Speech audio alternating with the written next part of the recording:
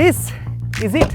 Precisely 112 millimeters extra, which means legroom back there compared to a regular iX1 is fantastic. It feels like a properly big SUV. The chocolate leather inside is sumptuous, and there's really not that much else to talk about except the price. The iX1 eDrive 20L might sound like something you'd find in an electronics store, probably in the washing machine aisle, but with the 18 lakhs you save over the old iX1, you could buy the washing machine, the fridge, the TV, and still have enough left over for a small car or a very large vacation.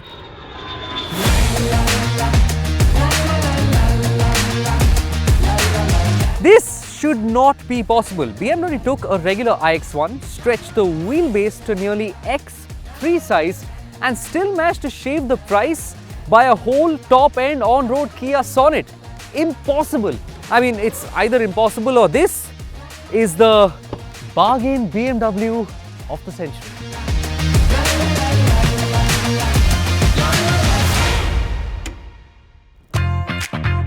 As any good businessman knows, taxes make all the difference. That's why this is BMW's first ever made in India EV and their first long wheelbase SUV in India. Made in India for us Indians means more car, less tax and bigger savings. Saving on taxes, good. Saving on power, it's a bit debatable. BMW though, they've let go of over 100 horses from under the hood, trading outright performance for rear seat comfort, which shouldn't be a problem. Because if you're back here, your idea of performance is whether your driver opens the door for you or not, or how quickly he turns down the radio volume so you can take your important phone calls. And by the way, it is also front-wheel drive now, which again should only be a problem if your chauffeur is moonlighting as a rally driver. Yeah, probably not that common, so it should be alright. So, surprise, surprise, the iX1 isn't particularly thrilling to drive. Sure, with over 200 horsepower going to those front wheels, it's not slow, but the eDrive 20L is less knees weak, palms sweaty and more comfortably numb. But honestly, in the end, does it even matter? Because this is where you should be spending your time. And with 400 kilometers of real-world range, you need to stop at charging stations less often, there's fewer interruptions to your playlist, your naps, and it just gives you lesser reasons to ever leave this comfort.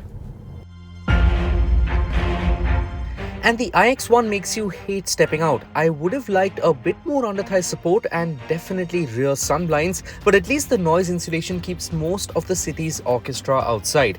The quality of bits like the speaker grille and door handles is very impressive, though there are cheap bits like the indicator stalks and window switches. It does still feel premium though, like a BMW should. It rides well too. It's definitely not soft or plush, and bumps do need to be taken with care, but it is confident, especially at speed, and that is despite the fact that this is not as sporty as you'd want a BMW to be.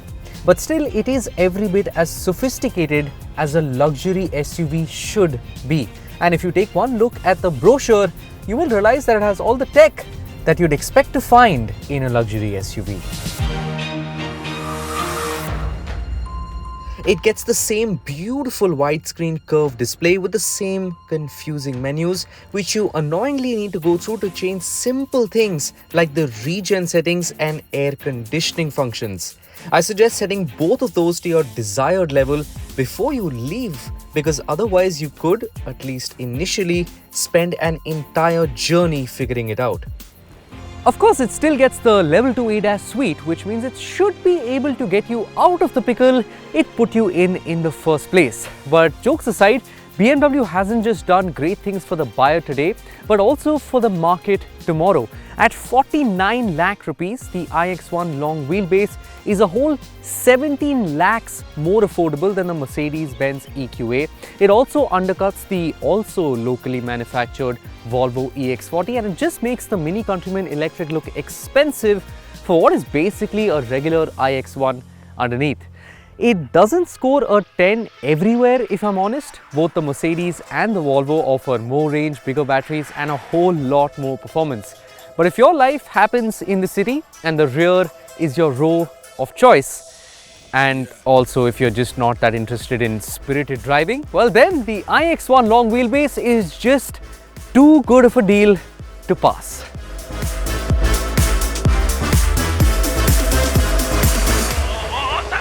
Yeah.